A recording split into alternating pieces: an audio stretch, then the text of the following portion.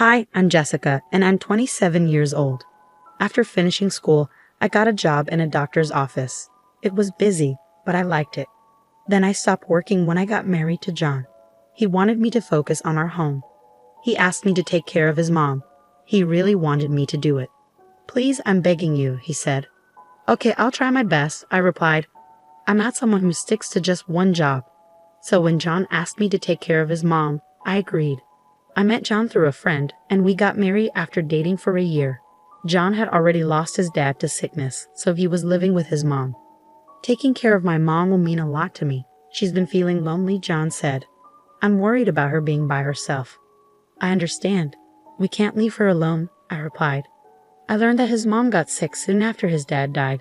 Since then, she hadn't been well, and John did most of the chores. When I met her, she was really nice to me. "I'll let John handle the things outside, and I'd like you to take care of the house," she said kindly. "Sure, mother-in-law. I'm eager to help out," I replied. I didn't have any issues with my mother-in-law. She was sick and couldn't move much. I had a lot of control over things.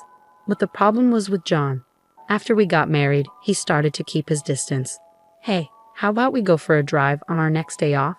Your mom seems to be okay, and I think it would be nice," I suggested. "Sorry, I'm really tired. I just want to rest," he replied. "Oh, okay. I understand," I said. John started acting upset about how we were getting along. At first, I thought it was because he was busy with work, so I didn't worry too much. But as time passed, he avoided me even more. Even our intimate moments together were affected. Sometimes, even when I thought everything was right, he didn't want to. "Please, let's try to work together. I really want to have a baby soon," I begged. "I know how you feel. I want that too, but sorry, not today," he replied. Turning 30 soon, I felt a bit rushed. My mother-in-law also wanted a grandchild and kept reminding us about it. It was tough not being able to fulfill her wish. Then, sadly, my mother-in-law passed away before we could have a grandchild. After that, John became even colder toward me. "Hi, welcome home. I made your favorite cream stew for dinner," I said. "John? Hey, John, are you listening? Oh, do you want to take your bath first? Okay, I'll wait for you," I said, trying to talk to him. John had become really quiet at home. No matter how much I tried to talk to him, he just ignored me. I thought maybe he was still sad about losing his mom. I figured he'd get better with time. So I decided to support him as best as I could, being his wife. But no matter how much time passed, he still didn't seem interested in me. "John, how are you feeling lately? Are you sleeping okay? I want to talk about something important about having a baby. I'm thinking of getting a test to check our fertility. What do you think?" I asked, trying to start a conversation. "Hey, John," I tried again. I tried to talk about his health, his feelings, our plans for a baby, and our future. But every time, it seemed like he wasn't interested. "John, please say something. Have I done something to upset you? If there's anything bothering you, or if you want me to change something, please tell me," I begged. Despite my heartfelt plea, John didn't listen. He kept ignoring me for a whole month. My husband's cold behavior was baffling. Feeling desperate, I turned to my old friend Claire for advice. Claire works at a cosmetics company. She's great at her job and has lots of friends. Whenever I have problems with studies, love, or anything personal, I always ask Claire for advice, I explained. Whenever I shared my troubles with her, Claire listened carefully. This isn't normal. A couple in their 3rd year of marriage, living together, and the husband ignoring the wife. "That's not right. You haven't done anything wrong, have you, Jessica?" she asked. "No, I haven't. That's why I don't understand why he's acting this way," I replied, feeling really upset. Claire promised to help me figure it out. Little did I know, Claire had picked up on something. "It's his fault.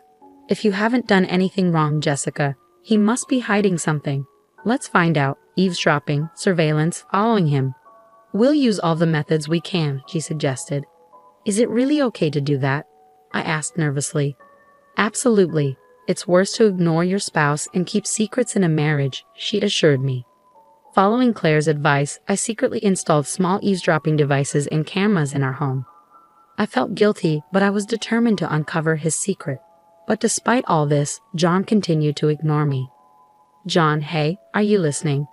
I tried to talk to him, but it didn't work. A few days later, my phone rang. It was John calling. "Hello," I answered. "Where have you been? What's going on? Leaving the house for a week?" he demanded. "Why don't you ask yourself why I did this? What are you talking about? Be clear, I don't get it," I replied, feeling angry that he dared to question me after ignoring me for so long. Prompted by Claire to investigate John, I uncovered a shocking truth. Filled with rage at what I had discovered, I left our home and stayed at Claire's house. It was on the 7th day of staying there that I finally received a call from John. "If you have something to tell me, then say it to my face," he suggested. "Fine, but promise you won't ignore me," I replied firmly, ready to confront him. The anger I felt when I found out the truth still burned inside me. His betrayal weighed heavily on me. John needed to face the consequences of his actions. I arranged a meeting and quickly ended the call before he could respond. Later, I invited John to a local cafe. He must have taken time off work because he arrived in a business suit. I didn't waste any time and laid out the evidence I had gathered on the table. "What's this?" "Jessica, stop it. Don't show me these things," he protested.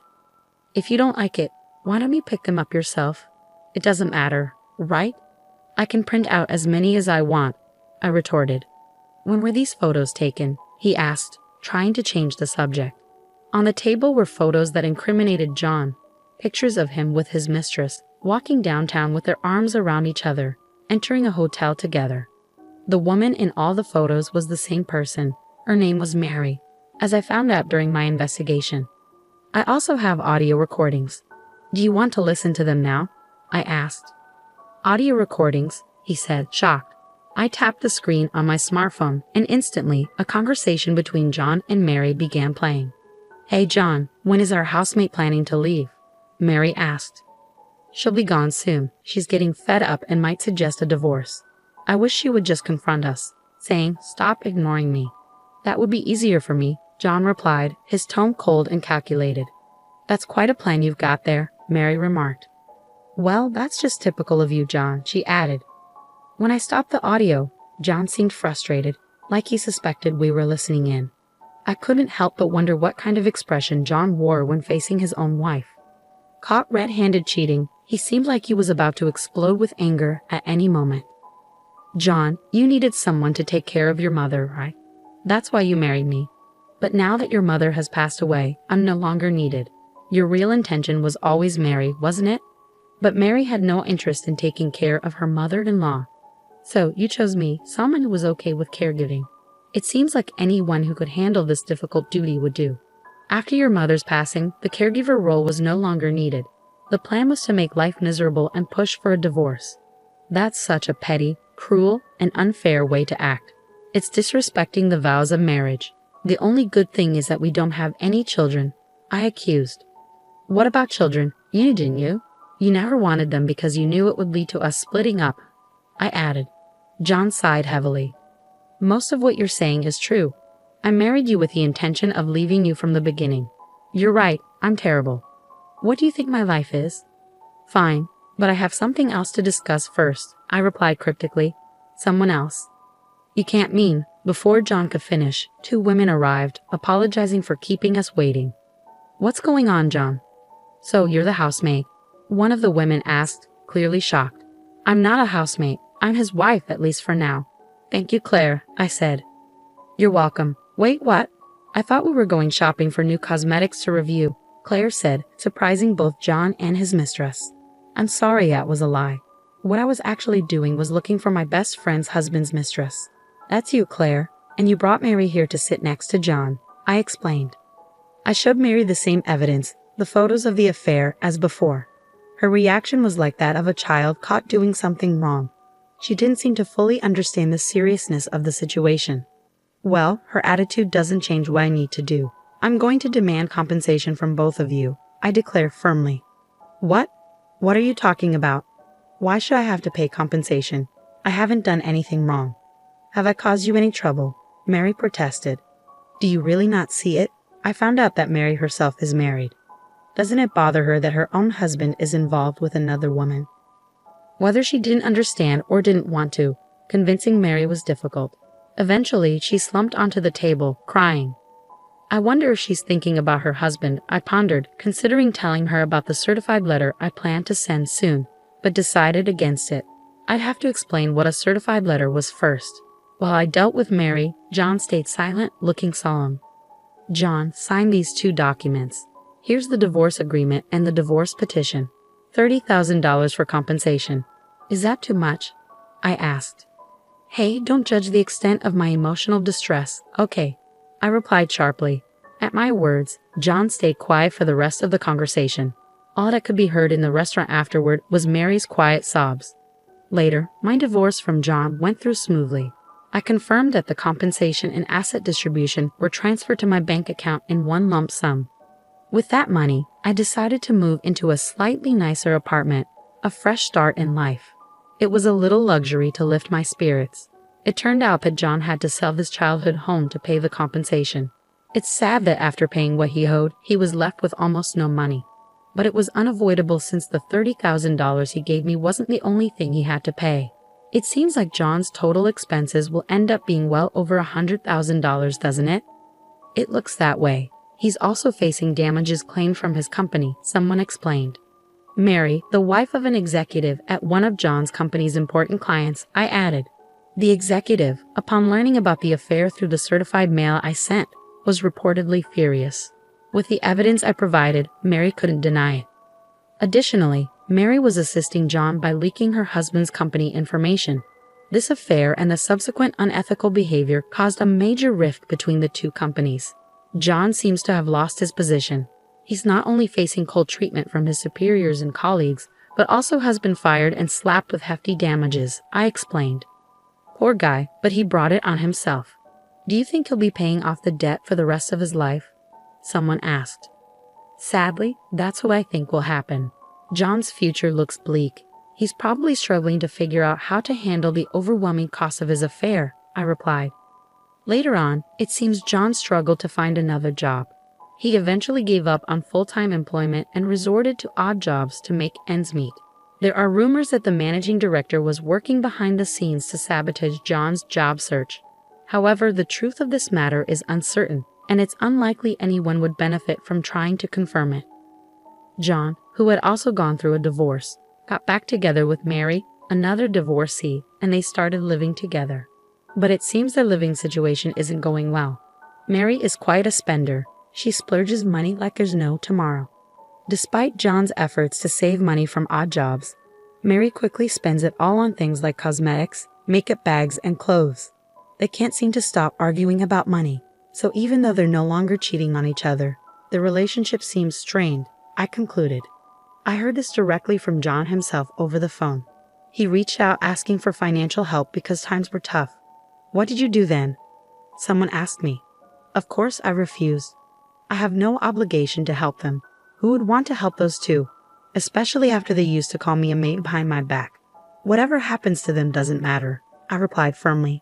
After the divorce, I went back to my job in medical administration, and I'm happily working at my new workplace.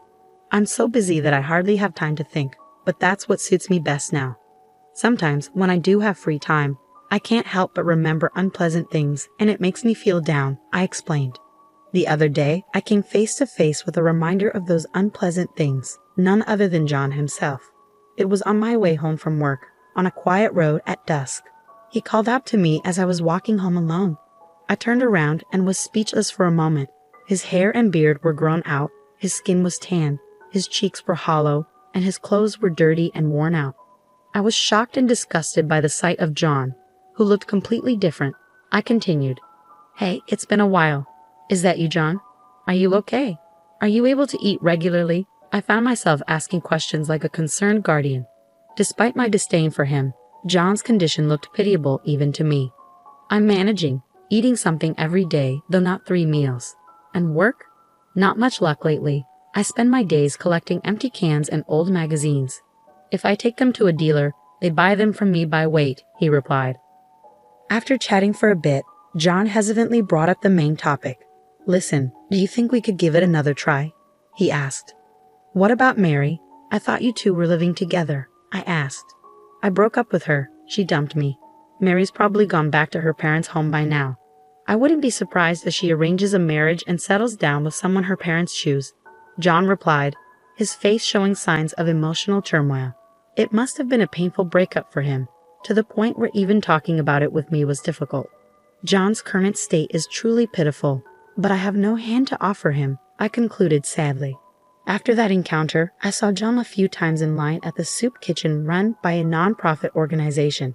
He had become so thin, and whenever he noticed me looking, he would awkwardly turn his face away. I definitely don't want to end up like that. Every time I see John, that thought hits me strongly. He's a negative example for me, and this is how my first marriage ended in disaster. But I haven't given up on finding happiness with someone. There's still a long journey ahead of me. I believe that I can still shine from now on. With that in mind, I've decided to start participating in local social events with my friend Claire. Being divorced doesn't mean I should feel defeated. The world is vast, and there must be someone out there who will embrace me gently, I concluded, determined to move forward with hope.